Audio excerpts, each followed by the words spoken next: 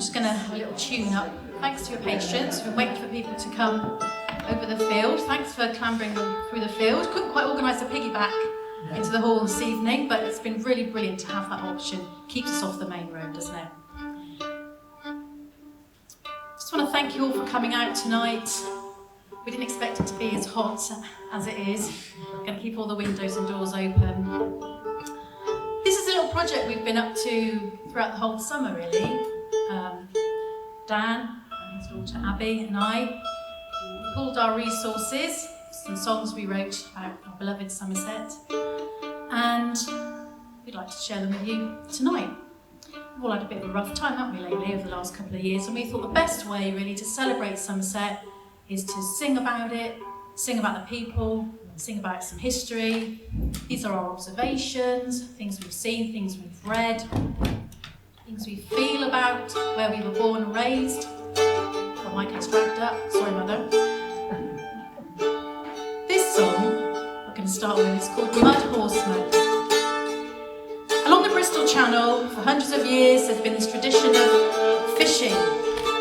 I was surprised to find out there was anything that was living in the Bristol Channel, but apparently there was. Shrimps, even salmon. And to get across the mud flats, the fishermen built the mud horse, which is a sledge. I was lucky enough to meet one of the last remaining mud-hauled fishermen, who took great pleasure in telling me how he uses the mud horse to fish out BBC journalists that have come to interview him, worn the wrong trousers and shoes and got stuck, and I think he takes quite a lot of pleasure in that. But it's a tradition that's been under threat for many reasons, and in this lovely book called The Somerset Levels, which I've brought with me tonight if you want to read it and have a look at the photographs, there's some very candid interviews from about 20 years ago of how the fishing has dwindled. It was abundant, and there are lots of changes taking place. One reason this tradition is dying out is because there aren't any sort of new generations coming forward to take it on. Another reason is the fishermen think it's probably something that we best talk about another time. It's something that is growing out of the shores there. It's changing the levels, it's changing the tides, it's changing the temperatures of the water. Anyway, this is our song, The Mud Horseman.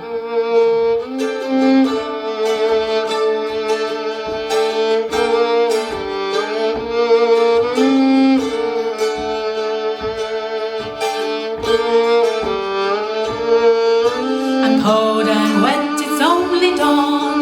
The tide all reaches high this morn. The salmon butts are fit to burst in Bridgewater Bay. La la la la la la la la la la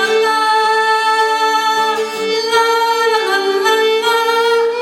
I push my horse across the mud. The freezing water chills my blood. This grey and melancholic day in Bridgewater Bay.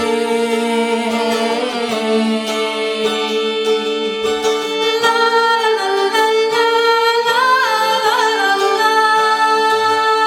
la la la la. My forefathers did it, and there's before them. My forefathers did it, and there's before them. But my son, he don't want it. He wants a city life, a job, a city wife.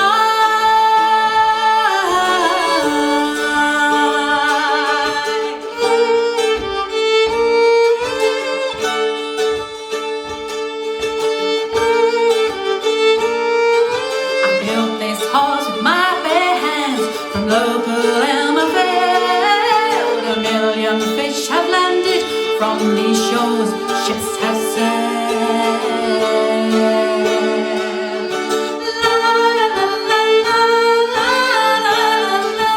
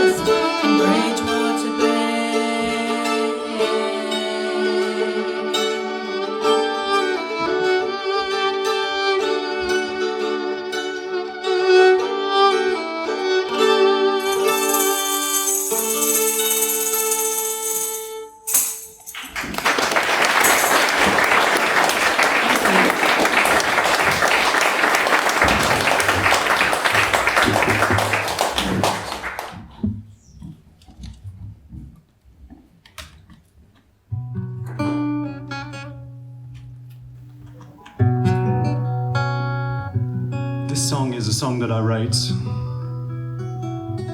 a few years ago now. It's about 7 years ago now. It's coming along. It's had a bit of a life to it. And Abi and I and my family, we're all here tonight. We live in a village down the road called Mere. And it has a fish house in it, which is the steward's house, where in Fenmere there was a big 7-mile wide pond. And the steward for the abbey looked after the fish in this house. It's nearly 1,000 years old. It's English heritage. And it's perhaps the first modern house in Europe where people were living above and below and had partitioned rooms. It's a wonderful building. And there's all kinds of history around. And you can look it up in the Doomsday Book. There's some characters that appear in this song, like Jack Fingers, who paid his rent in eels. Most of the people in Mere paid their rent in eels because that was what was valuable. And so on a Friday when they had to eat fish, they had no eels, they used to collect wallfish, so a good Somerset dish of snails that the children would go around and pick with off the walls and put into buckets and fry up on a Friday, so they had something that they were allowed to eat on a Friday. And a lot of the songs I'm going to be singing tonight are about the sort of deep roots of where we live and the great histories. Here in Burtle, we're right in the middle of the levels, and there's so many tracks, ancient trackways going back up to 6,000 years old, stretching out. There's trackways in Mere as well, and this is where people have lived and hunted and fished for 6,000 years. This song's called Fish House Blues.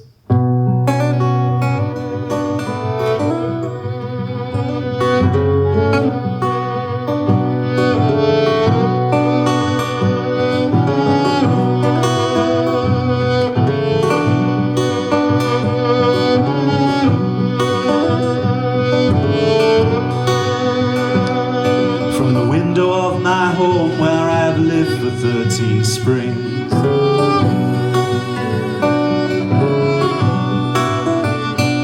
stands a house all alone with fields and meadows and rings.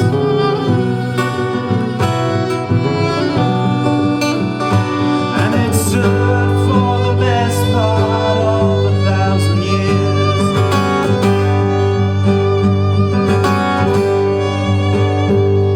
While the world all around it has grown in fear. Come the night, we'll all be singing. And come the night, we'll all be longing for the fish house blue.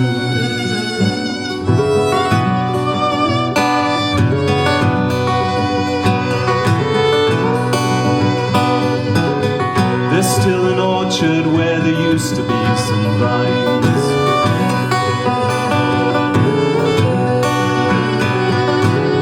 They used to fish in the lake that streamed behind.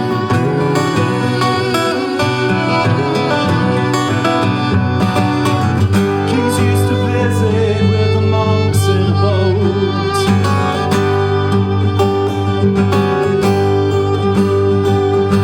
Bees are still waving, but now commoners got the vote. And come the night, we'll all be singing. And come the night, we'll all be longing for the fish house blue.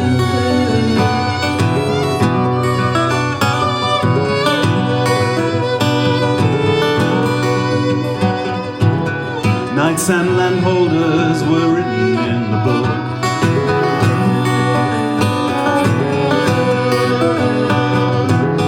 Jack Fingers took the rent in eels caught to cook.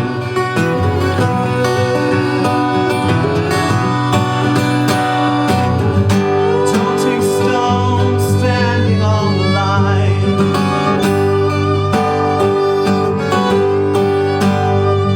Secrets of the Roman Reich left to find, with the pools and the pike.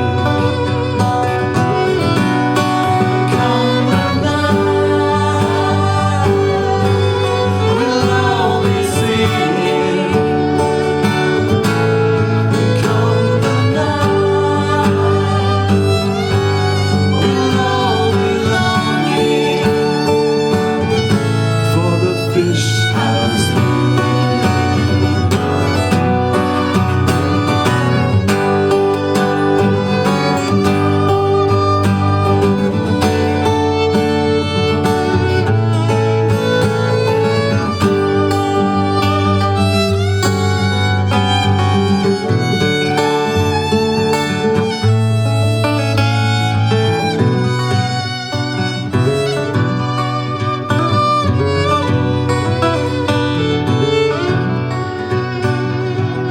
Belief builds the stones, unbelief pulls them down.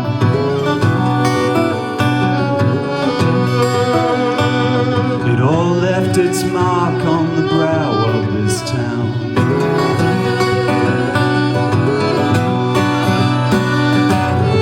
Bend and sway, lines left to read.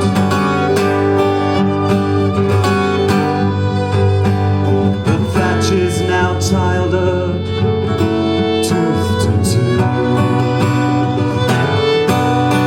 Come the night, we'll all be singing. Come the night, we'll all be longing for the fish house blues.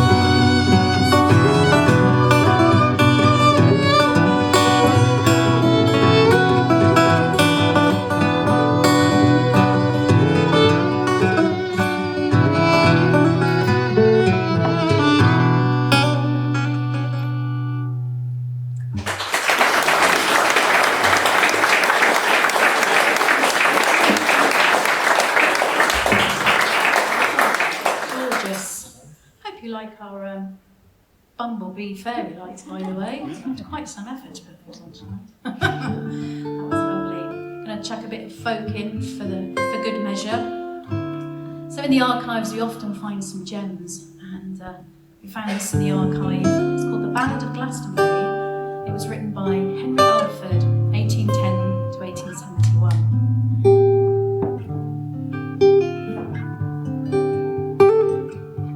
This poem kind of sets the scene when Joseph of Arimathea visited our shores. And we often perform this with some archive film of the Glastonbury pageant of 1922 that was filmed.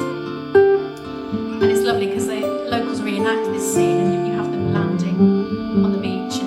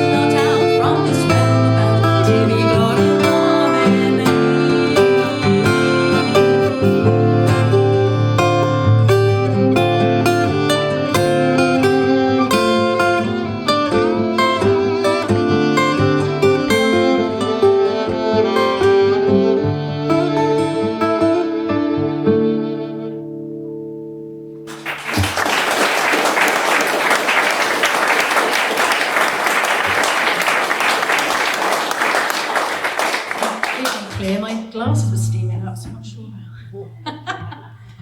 I'd like to introduce Abi. Abi, as you may well have seen, has been creating this wonderful booklet of her own poems and her own artwork. She did this all of her own accord, and it became another project. And she just did it. It's absolutely brilliant. And these are, am I right in saying, sort of personal accounts of growing up in Somerset? Yes. So I'd love to introduce you to Abi, and she's going to read one of her poems from the book. Thanks, Amanda. This is the first poem of 3 that I'm going to read tonight. It's about my grandma, who is in the audience today, and how she taught me and my brother how to birdwatch at the Hyde in the nature reserve down the road from us. So this is bird watching. My grandmother taught me how to watch the birds. We must hide ourselves away. They must not see the watching, she says, eyes rimmed with 2 glass ponds, staring down the ocular line, where eyelashes swim, pondering, rippled reflections on the tongue. To dip slow fingers, wading leaf on leaf, the leaves of wet mulch, where the grounded underbelly orchestra composes, waterlogged vowels and earth words worm their rippled way, to gurgle in the warm mouth beat. On mounds of mounds, to metamorphose, crisping consonants in the heat. Where the levelled mendip mound bends, fingers smeared with blackberry ink, to muddy himself with music native alone to bird and beak. Where mother language whispers reeds, and the swallow's wing eats the sun. He carves accent into clay, tooling the larvae lexicon. Mud on mud, the rhythm of rock and turf, to birth the fallow earth fluent, its unsung syllables softly spoken, where we sit and we watch and we wait. Thank you, Abi. There's more poems from Abi in the second half.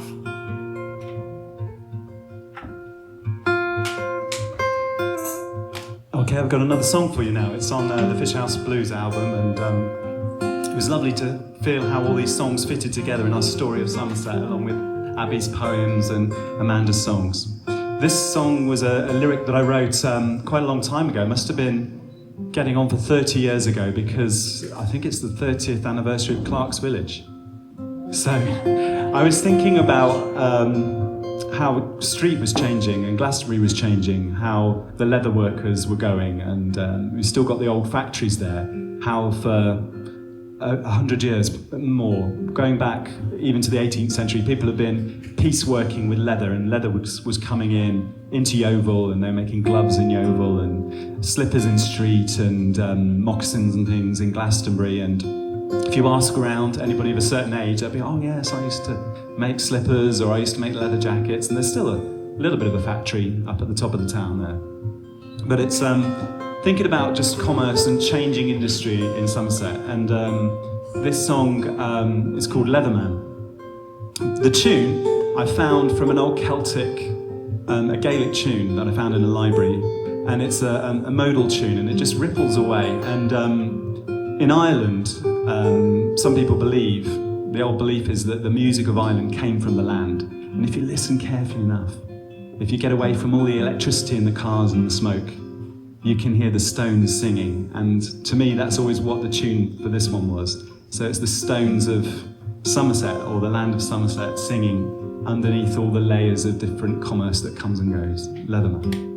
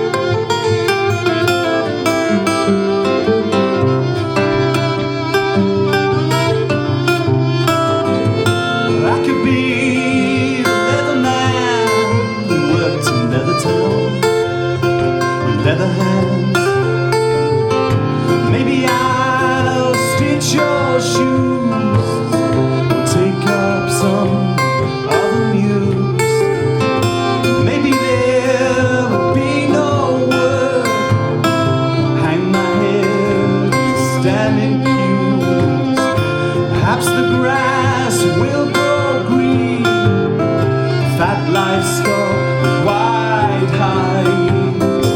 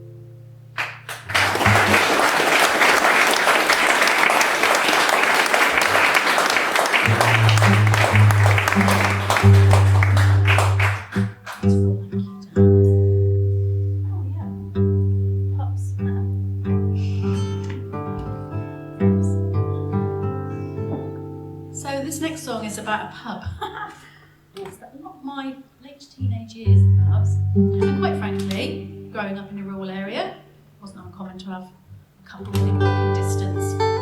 No underage drinking though, I assure you. But I read a story that 1,200 licensed premises have basically closed down since 2020, and there were a lot more closing well before then.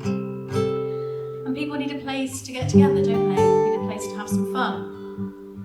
I would never have collected half a dozen blue earrings if it weren't for the Baby Sham Company, who were handing them out for free with every drink. I never did get a matching pair. This is called The Lion.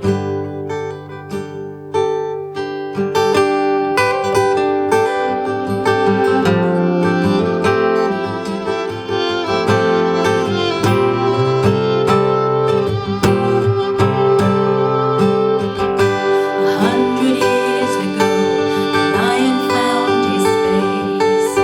Villagers from far and wide, they'll be like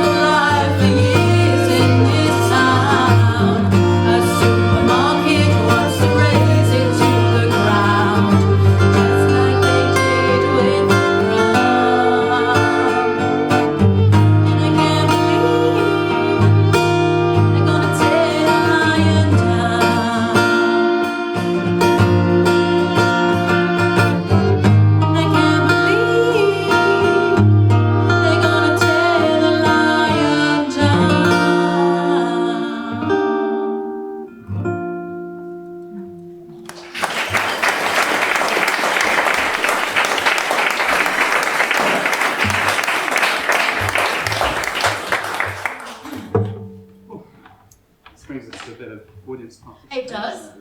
You sat still for far too long. So I came across this story about a community having been denied a grant, needed to rebuild their hall. Thought, we're going to do it ourselves, actually. We don't need that Heritage Lottery grant. So all the community came together, their hands in the mud, but very, very resourceful, and they built their hall. Which hall do you think it is? This one? Yeah, absolutely. And there's some funny things inside this hall that probably some of you know. Things were gathered from all around the place. But isn't it lovely?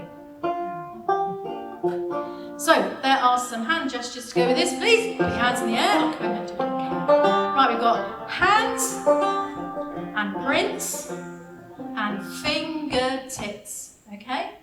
Hands, prints, fingertips. And again, hands, prints, fingertips. Okay, brilliant. Thank you very much. Hands, prints, fingertips. And I'd love you to do that and join in with the chorus, please.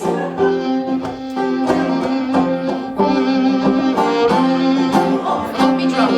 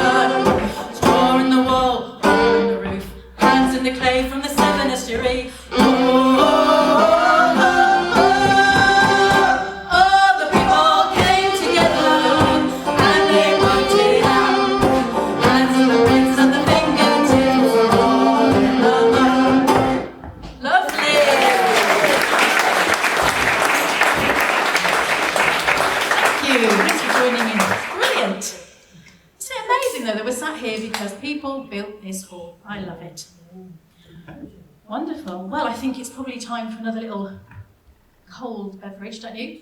So we're going to take a little 15-20 minute break. That's okay. Yeah, lovely. There's some merchandise if you'd like to have a look on the front table. So, well, when we come back, you'll know it's time to come back and join us. See you after the interval. Thank you very much. Thank you.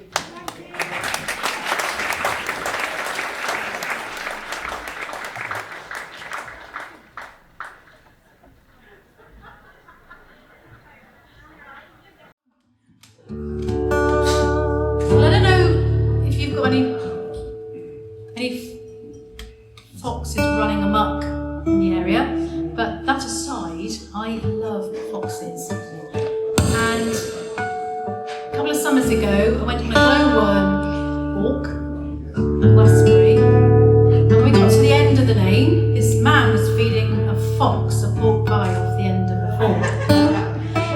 Yeah, it was. I thought I was hallucinating. I thought I'd seen so many glowworms and I just what was going on. But yeah, and they were coming out of the corn, looking around, and I was feeding them some pork pie.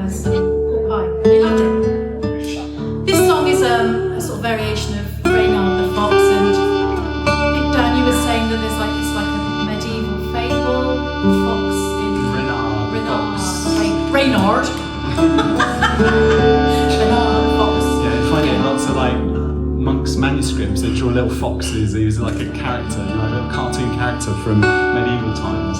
Marginalia. Marshmallow. Reynard and Marshmallow.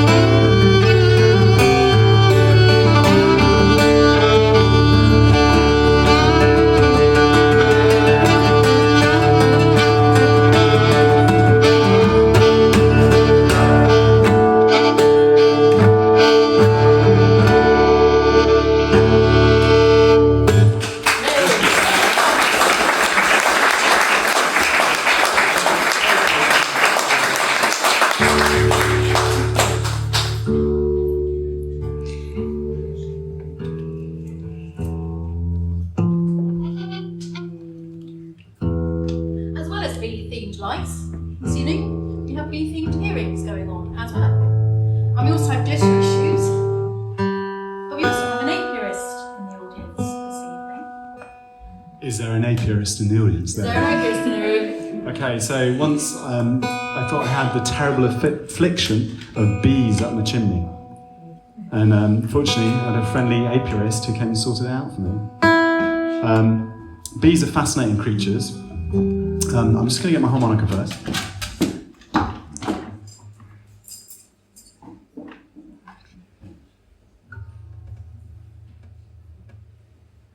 It's dark, I can't see if it's the right one. Put on my glass. It's a harmonica. It is a harmonica. Yes. Yes, there you go. Yeah, we've identified it. Well done.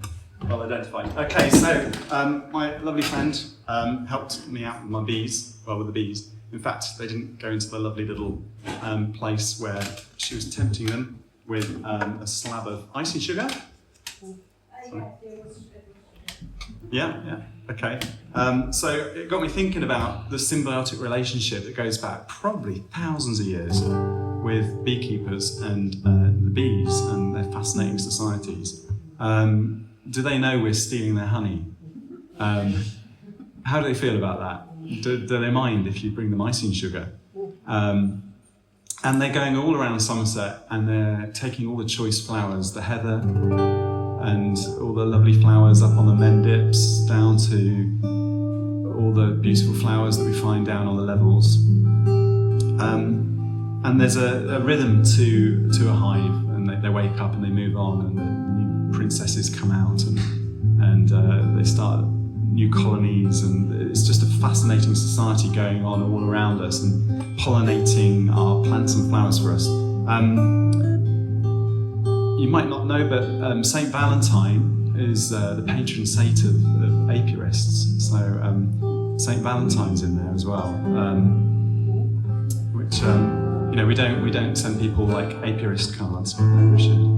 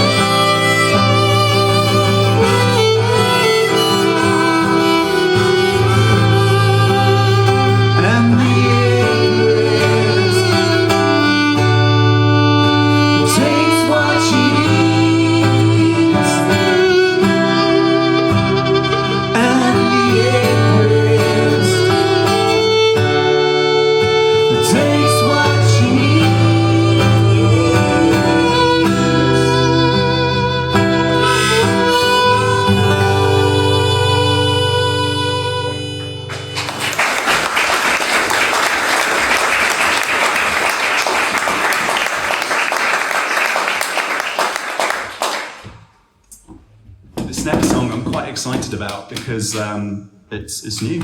So we were hoping to, we've started to record some of these, and we're going to make another little EP as the Boyd Shaw Trio. So we kind of found our albums fit together, and there's some new items tonight which we've started to record. And this one's a charity shop discovery.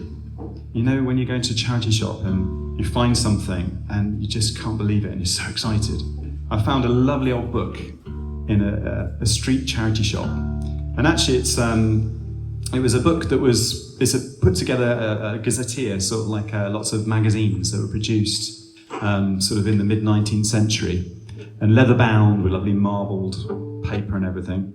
And I think this one probably belonged to the Clark's family. They can't have it back. I paid for it because it had a torn cover which I restored, and the Clark's family were listed as some of the subscribers in the front. And it's a Somerset folk gazetteer, and there's some absolute gems in it. It's a really big book, and I'm going through it. But I came across this chap called James Jennings. Has anybody heard of James Jennings? Yes, but I don't know why. Okay. Well, I'd never heard of him, but he was from Somerset, from Huntsville, and he was born in the 18th century, and around about 1800 he started writing poetry, and then he had to move to London because he wanted to be a poetry publisher, and he missed Somerset really terribly, and he wrote in the Somerset dialect. So all this whole book I've got, it's all written in Somerset dialect. So I'm going to try and sing it in a Somerset dialect. And there's some lovely old words in this. Right at the beginning of the book, there was a reference to burrow ducks. Does anybody know what Somerset burrow ducks were? They lived at Breendown. Somebody does back there. Puffins! They're not there anymore. Because at Breen, there used to be loads of burrow ducks all over. Burrow ducks, isn't that great? Puffins, yeah. And then in the first line of this, there's something that J.K. Rowling stole, because he talks about the Dumbledores waking up and flying out the cobwebs. And this is an ode. He's a romantic poet, and he's making an ode to his cot, his Somerset thatched cot, his cottage, and all the things he's going to miss about it. There's some other lovely words in here, like his drashel. He's going to miss his drashel, his threshold. He's talking about the tooties that he picked for the pretty maidens, the little posies of flowers. There's lots of other lovely little words in this, which is a bit of a delight and a joy. But I'm kind of wondering, I wonder if he knew Coleridge and people like that, and the Wordsworths, because he was from that neck of the woods, and he would have been around about the same time. I was wondering if he was a visitor, and that's maybe what impelled him to go and set up the Poetry Society in London. That's why he had to move, is he was sort of connecting and publishing. Anyway, I've got to do a bit more research, but the poem's originally good boy, taddy cut, or I can't, like, it's the old dialect's not even like some say, like what you have today, but it's like, good boy, taddy cut. I'll miss thy threshold, I'll miss the dun elves withering round at night. And I've changed it to farewell to thee cot. I'm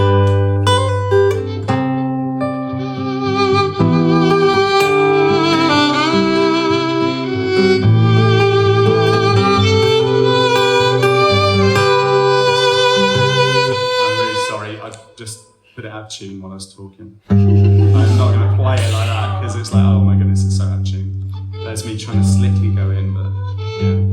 No one noticed, don't worry. I did, it's put me off. There we go. There we go. I've got to go.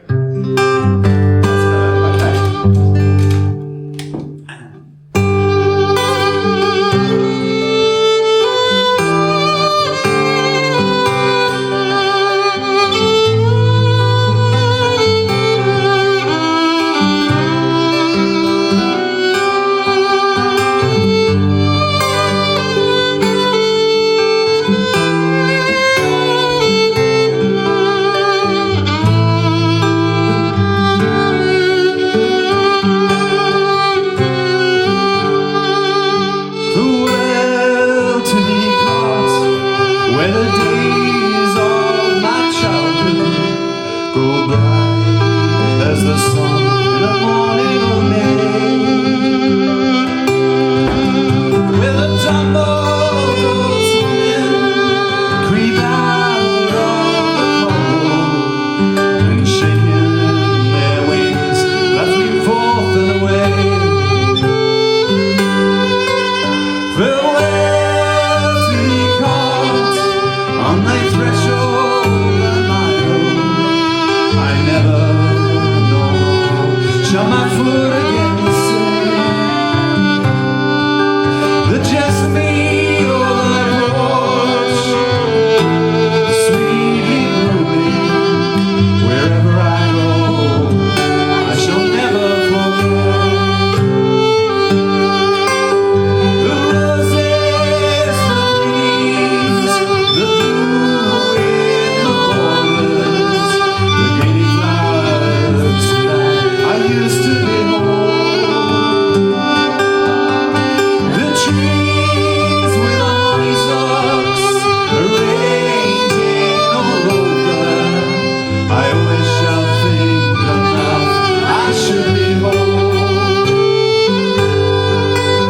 The titties that I often picked on a Sunday and sticked in my coat, they were thwarted as fine.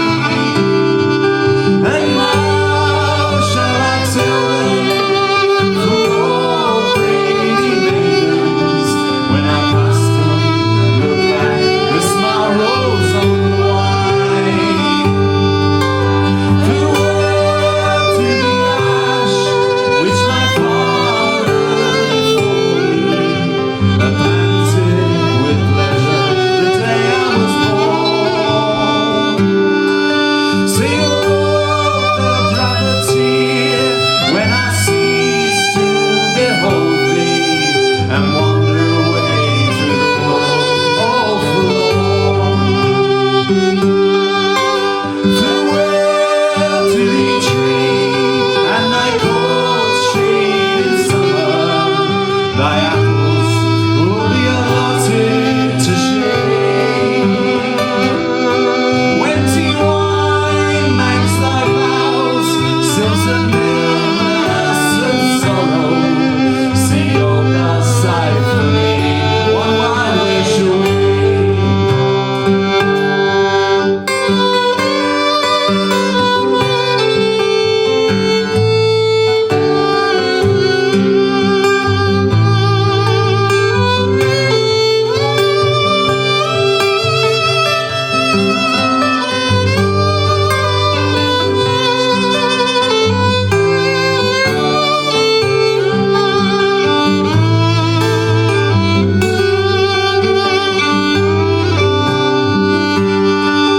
Farewell, ye dumb elves, who on wings made of leather still round my porch with veranda at night. I'll make no hard-hearted, unfeeling disturber display your sadness and your play by moonlight. Farewell to the bower, to thy moss and the ivy, to thy flowers that around me your blossoming grow. When I'm gone, oh thou grieve, but 'tis foolish to ask it. What is there but a shower in this world below?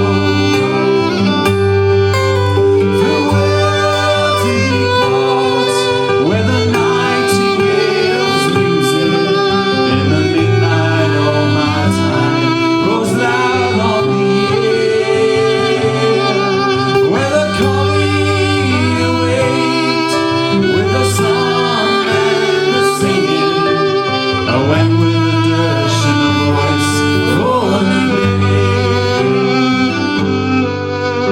Farewell to the court, I must go to the city, where I'm told the smoke makes it dark at noonday.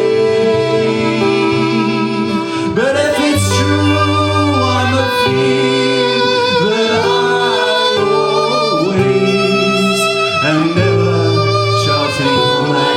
thatched with straw. Farewell to ye courts, for the time may be wrongful, before I on thy thresh shall again set mine eye. The tooties will blossom and die and blossom again and again, so goodbye and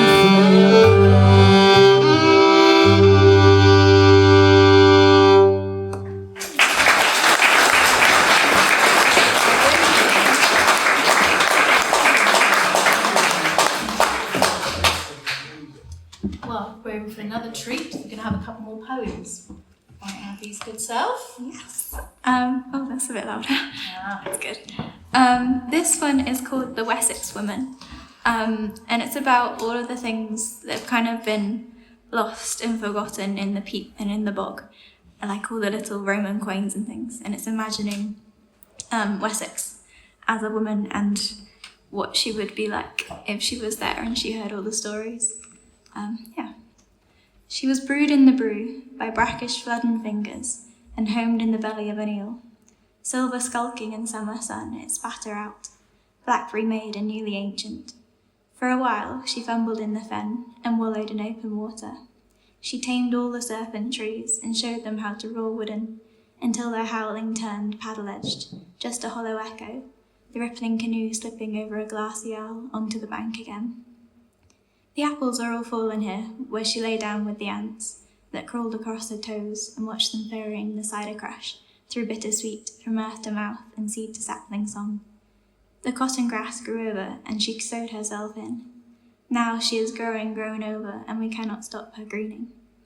But you may have met her once, breathing out the low mists. Sometimes she drifts warm across wetland and tugs the forgotten from the ground, pressing pennies into palms like a handful of petals or seeds that foraging fingers find and cannot piece together the once land exactly like she once knew. Thank you.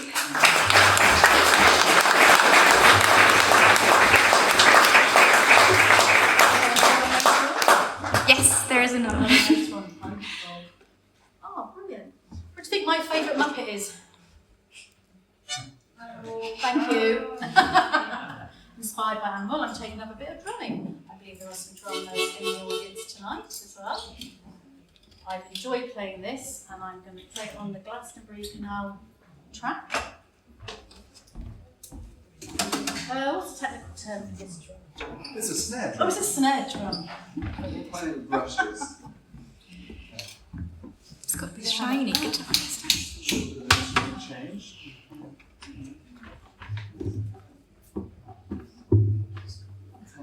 You're right. That's no.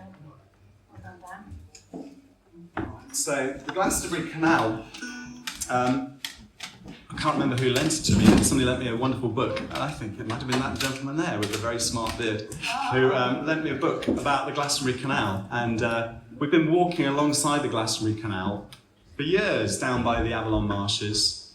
The Glastonbury Canal was done by subscription. So there was a meeting in Glastonbury Town Hall in the 18th century, and a lot of the town folk put £1 down and took a share in it. It was the days of commerce and boom, and they wanted to bring the bricks and the wood and the building supplies in to build all the Georgian buildings in Glastonbury, because all the carts were getting stuck on the Mendips as it came across from Bristol. So they took out loans and they started digging out the peat. And of course, if you dig a canal in the peat, what happens? Well, the water just kept disappearing, and it cost more and more money. And it was fraught with difficulties. And it took years and years to make this thing. And eventually, some of the people, the person who was holding on to the money, absconded with £3,000, was never seen again. And poor John Bullide was so distraught. He was a trustee. He climbed to the top of St. John's Church Tower and flung himself off. But very shortly after that, the canal never really got going. There's some lovely engravings of people walking along it, but it was bought by the railways. And of course the railway was put alongside it, and they took all the peat works and things, and The railway track is what we walk along today, but if you look to the ditch on the right, it's the Glastonbury Canal, and you can still see evidence of locks around, and you can find little bits and pieces around Glastonbury and all the way to kind of Highbridge, where it would have gone into ships going up the Severn. It got me thinking about the area, and it's connected through with a few themes and things, but this is called the Glastonbury Canal.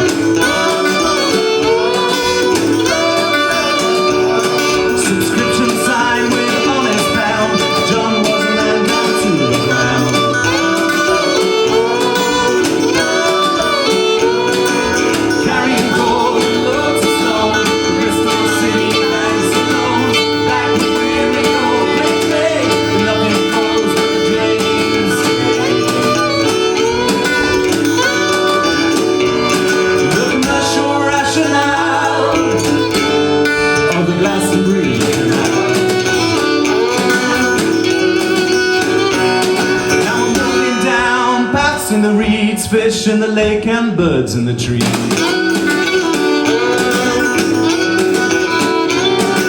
Investors jump and finance fails, and Ahab chases the great wide whale.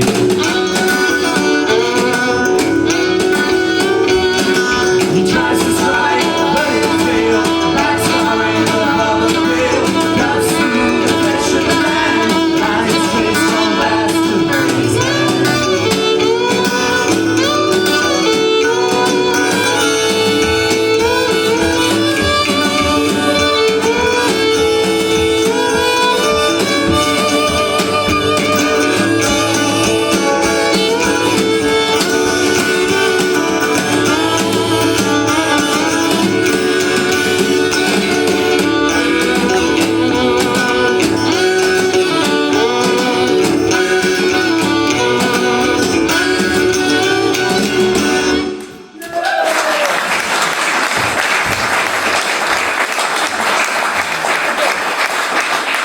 Animal.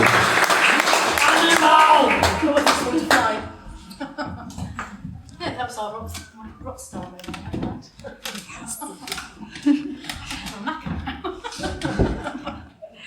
Oh, ranitors. It's all in the Make elbows. sweet. Elbow workout. Yeah. Right. Right. Over to Abi. This is the last poem that I'm going to read tonight. But if you really enjoyed them and if you liked our songs, we have some of these zines at the back. Yeah, like that.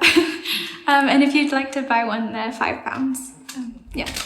So this one is called The Milk Bottle. And I don't know if you've been to the Legendary in West Hay, but they do really good milk. And my friend, a couple of years ago at the end of college, introduced me to their milk. And we used to go and get milkshakes and drink them on the reserve and just talk about all of the things that are going on in our lives. And this is kind of thinking about coming to the end of something, the end of college at that time, and wanting to live in that moment forever, but kind of the inevitability of moving forwards. Yeah.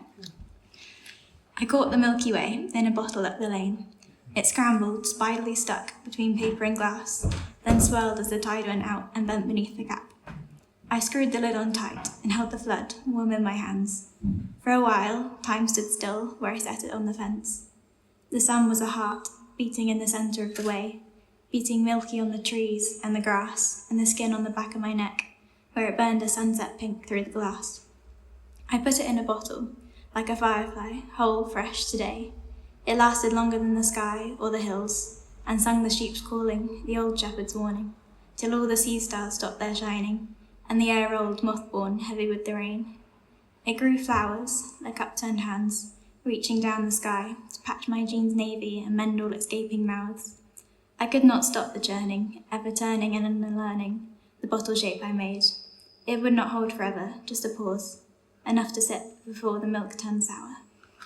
Thank you.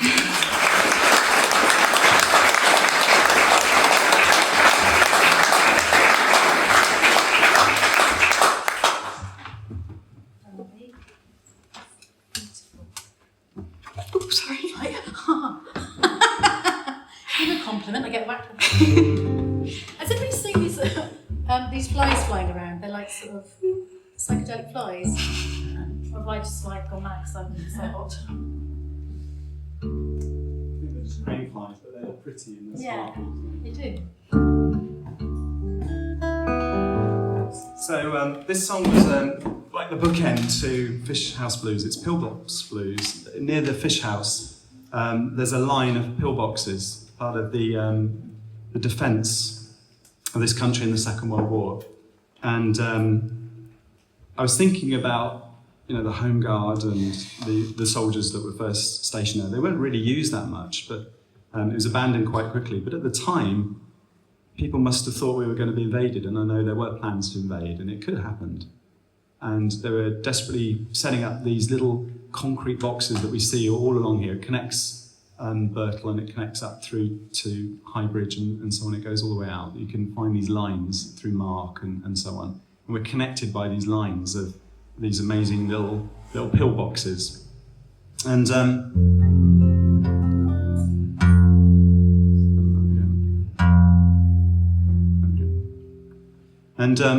I was thinking of how it must have felt to sit in those boxes at night and think, well, maybe tonight some tanks might be coming up the Reen or up the Bru, and sitting there with nothing but a wooden gun with a nail in it, pretending to, because a lot of them didn't have firearms. They were just there to kind of sort of deter people and so on, and just feeling like you're going to hold the line, and all the people that did stuff, and there's those little legacies around of those sort of those times. So it's from the perspective of somebody sitting out on the levels in a pillbox, a night probably a bit like this maybe, and there's cows mooing outside, and they've got a little box of Horlicks, and they're sitting there, but they're wondering what's going to happen. So this is Pillbox Blues.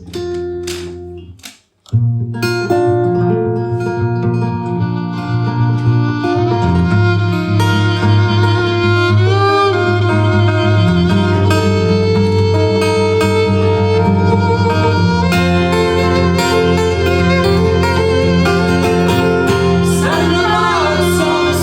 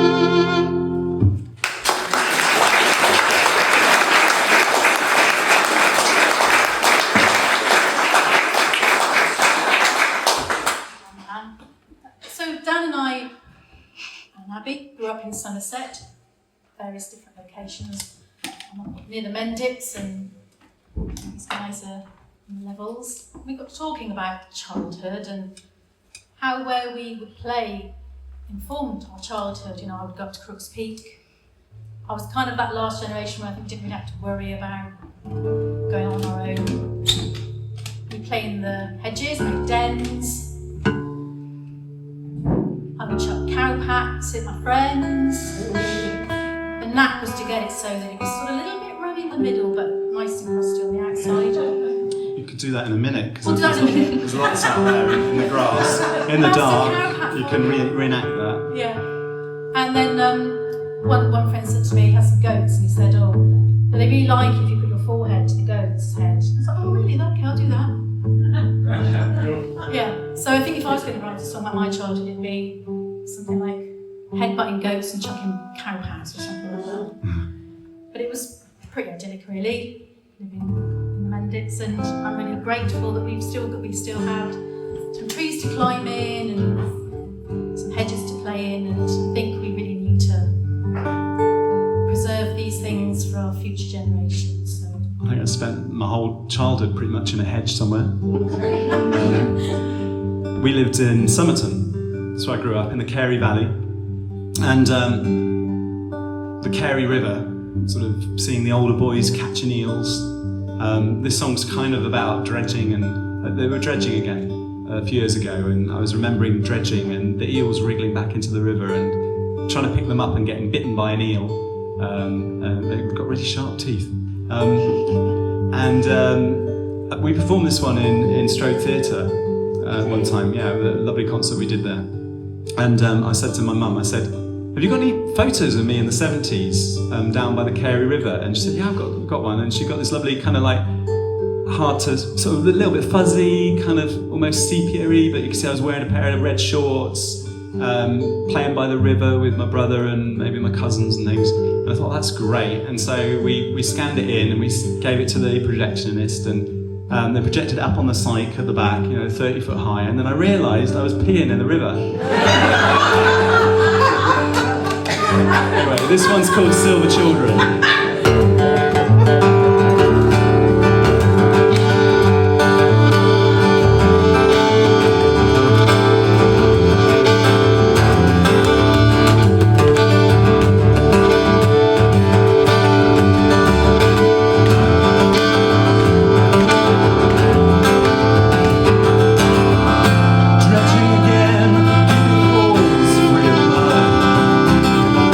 Seashells, school,